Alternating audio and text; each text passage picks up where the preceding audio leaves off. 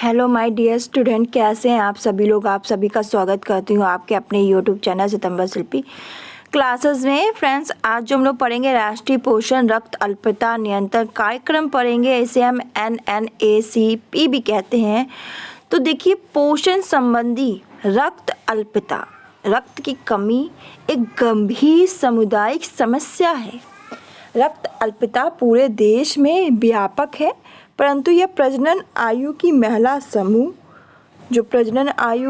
समूह है, युवा बच्चों को विशेष रूप से प्रभावित करता है। ये एक अनुमान है कि 50% से अधिक महिलाएं रक्त अल्पता की शिकार होती हैं। एनीमिया भी कहते हैं।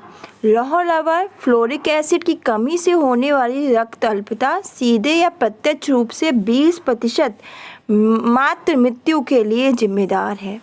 समय से पहले जन्म के समय वजन कम होना, प्रसवकालीन मृत्यु आदि समस्याओं का अधिक मात्रा में पाया जाना भी प्रमुख रूप से एनीमिया का दुष्फल है या रक्त अल्पता का दुष्फल है। लौह लवण के मुख्य स्रोत कौन कौन से? देखिए, लौह लवण हमें अंडा, मांस, यकृत, सूखे मेवे में मुख्य रूप से पाया जाता है। गहरे रंग की पत्ती सब्जियों जैसे पालक, मेथी, सरसों, बथुआ, राई आदि में अच्छी मात्रा में लौह तत्व उपस्थित होता है। दाल, गुड़, खजूर, मुनक्का में भी अच्छी मात्रा में लौह लवण होता है। रक्त अल्पता के कारण, तो रक्त अल्पता का प्रमुख कारण अपर्याप्त व उपयुक्त आहार न लेना। ज़्यादातर गांव में महिलाएं अपने भोजन पर ध्यान नहीं देती।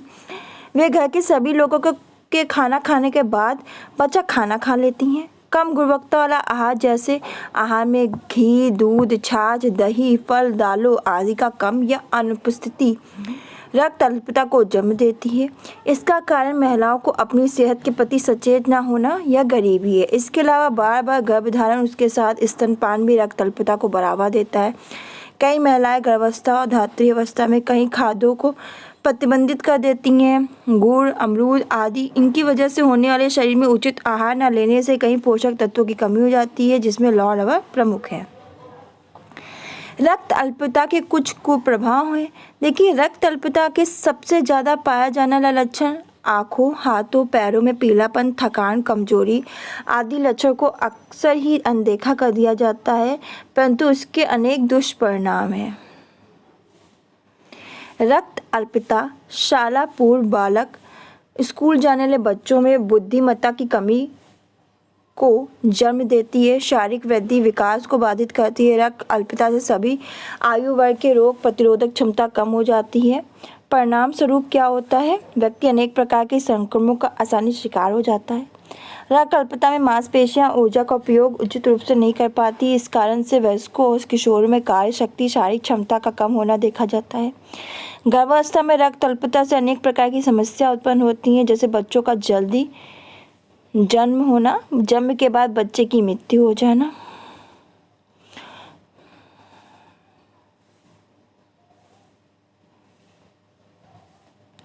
इसके अलावा रक्त अल्पता से शरीर की आंतरिक क्रियाओं पर भी काफ़ी दुष्प्रभाव पड़ता है, जैसे अनेक हार्मोन्स क्रियाएं, चयापचय क्रियाएं, आमाशय आंतों की समस्याओं पर समान क्रियाओं पर, जैसे आमाशय आंतों की जो समान क्रियाओं पर इन पर असर पड़ता है।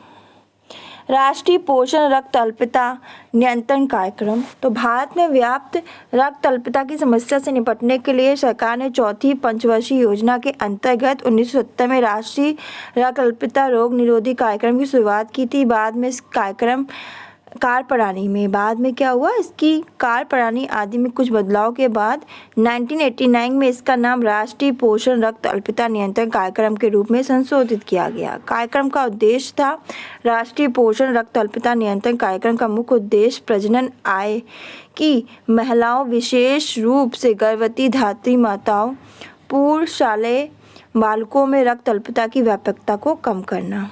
कार्यक्रम की कार्यप्रणाली, देखिए, कार्यक्रम निम्नलिखित रणनीतियों पर ध्यान केंद्रित करता है। ऐसे खाद्य पदार्थों को नियमित खपत में बढ़ोतरी करना जिसमें लौह लवण की मात्रा अधिक हो।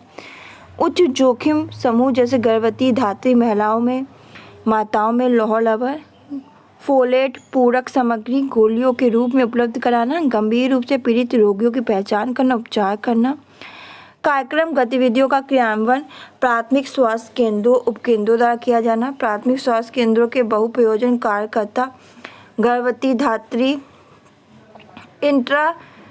इंट्रायूटेराइन डिवाइस उपयोगकर्ता महिलाओं व 1 से 5 वर्ष के बच्चों में वयस्क और बाल खुराक के अनुसार लौह लवण की गोलियों का वितरण करते हैं। सरकार के महिलाओं बाल विकास विभाग के अंतर्गत चलने वाले समेकित बाल विकास सेवा द्वारा लौह लवण की गोलियों के वितरण के रूप में इस कार्यक्रम की सहायता दी जाती है। खाद्य विभाग भी लौह लवण युक्त भोजन के उपयोग को बढ़ावा देता है। इसके अलावा अन्य सामुदायिक स्तर के कार्यकर्ताओं की भागीदारी, औपचारिक अनौपचारिक शिक्षा, मीडिया, बागवानी विभाग, स्वैच्छिक संगठनों की सेवाएं द्वारा भी इस कार्यक्रम के क्रियान्वयन को प्रभावी बनाने में सहायता की जाती है। कार्यक्रम के प्रमुख कार्य क्या हैं? देखिए, लौह लवण युक्त खाद्य के उपभोग को बढ़ावा देना। तो गर्भवती धात्री महिलाओं, किशोरियों व 5 वर्ष से कम आयु के बच्चों द्वारा लौह लवण युक्त आहार के नियमित सेवन को बढ़ावा देना। प्रसव पूर्व क्लिनिकों, टीकाकरण कार्यक्रमों में भाग लेने वाली गर्भवती धात्री महिलाओं और किड्स कार्यक्रम की सभी महिला लाभार्थियों को रक्त अल्पता के प्रति जागरूक करना, इसकी रोकथाम के महत्व को बताना। लौह लवण युक्त खाद्यों के नियमित उपयोग जैसे हरी पत्तेदार सब्जियां, उदाहरण के लिए सरसों का साग, चौलाई, अरबी के पत्ते, गांठ गोभी का साग, हरे चने, सलजम की पत्तियों आदि का नियमित उपयोग करना। इसके अलावा अनाज जैसे गेहूं, रागी, ज्वार, बाजरा, दाल, गुड़ के उपयोग को बताया जाता है। जिन स्थानों पर सांस्कृतिक व आर्थिक रूप से संभव हो, मीट, यकृत आदि के उपभोग को बढ़ावा दिया जाता है। शिशुओं के खाने में लौह लवण युक्त समृद्ध पदार्थ जैसे हरी पत्तेदार सब्जी आदि का प्रयोग करना। विटामिन सी लौह लवण के अवशोषण को बढ़ावा देना। नियमित आहार में विटामिन सी युक्त खाद्य पदार्थ जैसे संतरा है, आपका अमरूद है, आंवला है, कच्चा आम आदि को लौह लवण युक्त भोजन के साथ खाने के लिए प्रोत्साहित करना। लौह लवण युक्त खाद्यों की उपलब्धता को बढ़ाने के लिए लौह लवण युक्त खाद्यों की घरों में खेती और उससे उत्पादित सब्जी आदि के प्रयोग को बढ़ावा देना। चाय पेट में लौह लवण के अवशोषण को बाधित करती है। परिवार में विशेष रूप से गर्भवती स्त्री को चाय का उपयोग को कम करने की सलाह देना। लौह लवण और फ्लोरिक एसिड पूरक स्रोतों के उपभोग को बढ़ावा देना। तो सभी जो गर्भवती महिलाओं में चाहे उनका हीमोग्लोबिन स्तर जो भी हो, लौह लवण व फ्लोरिक एसिड युक्त गोलियों को निर्धारित मात्रा में प्राथमिक रूप से वितरण करना। इसके अलावा अगर गोलियों की उचित उपलब्धता हो तो धात्री माताओं और इंट्रायूटेराइन डिवाइस यानी जैसे कॉपर्टी आदि उपयोगकर्ता को गोलियों का वितरण करना। पूर्व शालाएं बालकों विशेष रूप से जनजातीय क्षेत्रों में किड्स ब्लॉक में प्राथमिक रूप से लौह लवण फ्लोरिक एसिड की गोलियों का वितरण करना। गर्भवती महिलाओं के लिए चलने वाली टीकाकरण कार्यक्रम विशेष रूप से टिटनेस का टीकाकरण जैसे कैंपों में लौह लवण युक्त गोलियों का वितरण करना। साथ ही यह भी सुनिश्चित करना कि सभी धात्री माताओं गर्भवती स्त्रियों को पूर्व खुराक प्रदान की गई है अथवा नहीं। यह जहाँ भी ICDS कार्यक्रम चल रहा है वहाँ के सभी आंगनबाड़ी कार्यकर्ताओं को लौह लवण की गोलियाँ गर्भवती धात्री माताओं पूर्वशाला बालकों में वितरण हेतु उपलब्ध कराना। माताएं अक्सर टीकाकरण कार्यक्रम के सत्रों में अपने शिशुओं के साथ आती हैं। ऐसे में अनेक धात्री अवस्था में ली जाने वाली लौह लवण युक्त गोलियों को आपूर्ति तथा शिशु एवं शिशु के आहार में लौह लवण युक्त खाद्य दो की उपस्थिति को उचित रूप से व्यक्तिगत संपर्क द्वारा सुनिश्चित करना। गोलियों के उचित उपयोग और वितरण पर उचित निगरानी हेतु गर्भवती धात्री माताओं 12 से लेकर 24 माह के बच्चों को मातृ शिशु टीकाकरण कार्ड का इस्तेमाल करना। 1 से 5 वर्ष के बच्चों के गोलियों के उपयोग पर निगरानी हेतु ICDS कार्यक्रम के अंतर्गत प्रयोग में लाया जाने वाला विकास कार्ड का इस्तेमाल करना ताकि बच्चों के उचित विकास और वृद्धि का पता लगे। लौह लवण फ्लोरिक एसिड की गोलियों की निर्धारित मात्रा। गर्भवती की पहली तिमाही के बाद गर्भवती महिला को 100 दिन तक 1 गोली प्रतिदिन के हिसाब से वितरित की जाए। धात्री माताओं और इंट्रायूटेराइन डिवाइस उपयोगकर्ता को 100 दिनों तक 1 गोली प्रतिदिन के लिए दी जाए। 1 से 5 वर्ष तक के बच्चों को 1 छोटी गोली प्रतिवर्ष 100 दिन के लिए दी जाए। फिर आपका आता है प्रोटीन कैलोरी कुपोषण के लिए सामुदायिक कार्यक्रम। तो देखिए, कुपोषण हमारे देश की सबसे बड़ी समस्या है। भारतवर्ष में लगभग 10 लाख बच्चों की मृत्यु प्रोटीन कैलोरी कुपोषण से होती है। बढ़ती आबादी, महंगाई की वजह से देश की एक बड़ी आबादी आहार में पोषक तत्वों की निरंतर कमी व कुपोषण से पीड़ित है। इस प्रकार आज हम अपने देश में कुपोषण की बहुविधि समस्या से आक्रांत है। यह समस्या इतनी गहन है कि इस पर व्यापक दृष्टि से विचार करना बहुत जरूरी है, तभी राष्ट्र का समग्र रूप से आर्थिक और सामाजिक विकास संभव है। देखिए, प्रोटीन कैलोरी के स्रोत हैं। तो प्रोटीन पशु और वनस्पति दोनों प्रकार के स्रोतों में व्यापक रूप से पाया जाता है, जैसे अनाज, दालें, दूध, घी, छाछ, मछली, अंडा, मीट। कैलोरी प्रोटीन के सभी स्रोतों में अच्छी मात्रा में पाया जाता है, परंतु इसके प्रमुख स्रोत सभी प्रकार के तेल, घी, शक्कर, गुड़ और सूखे मेवे हैं। कुपोषण के कारण, तो भारतवर्ष में कुपोषण आहार में पोषक तत्व की कमी से होता है। देश में यह समस्या विराट रूप धारण कर चुकी है।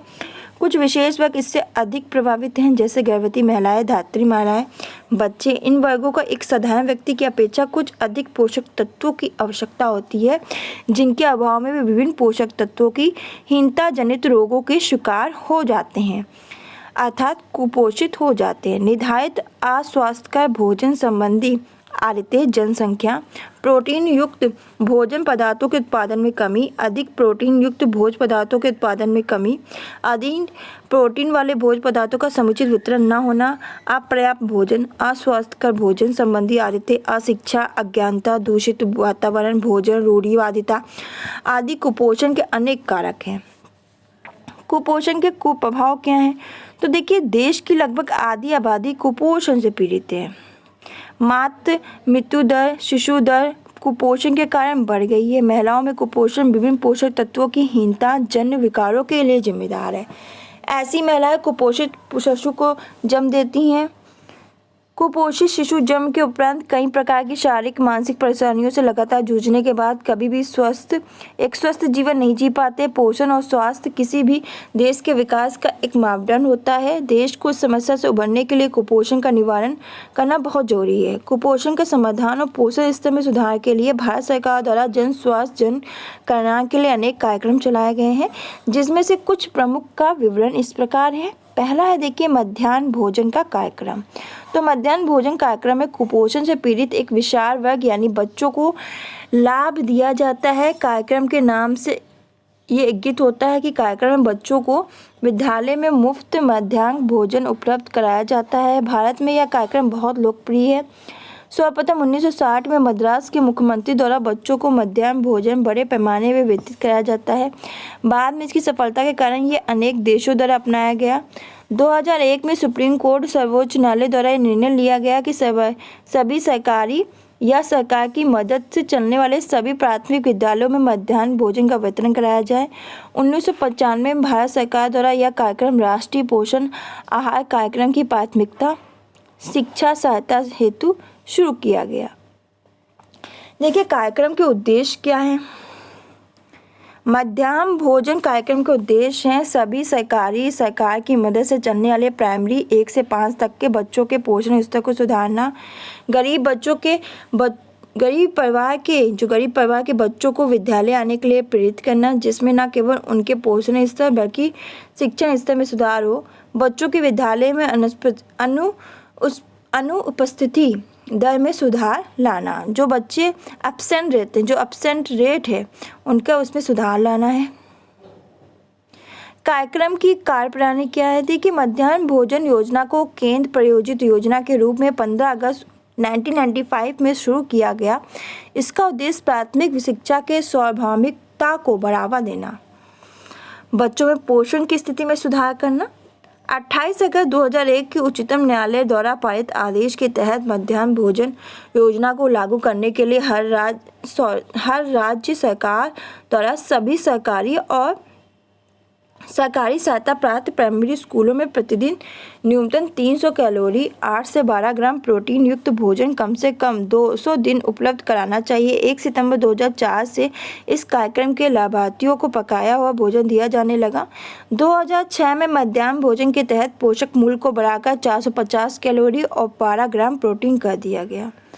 संघात्मक ढांचा। तो मध्याह्न भोजन कार्यक्रम के विभाग में निदेशक पूरे कार्यभार को संभालता है। निदेशक के अलावा उप निदेशक, अतिरिक्त निदेशक, 4 सहायक निदेशक द्वारा सहायता प्रदान की जाती है। प्रत्येक जिले के जिला मजिस्ट्रेट भी कार्यक्रम के क्रियान्वयन को देखते हैं।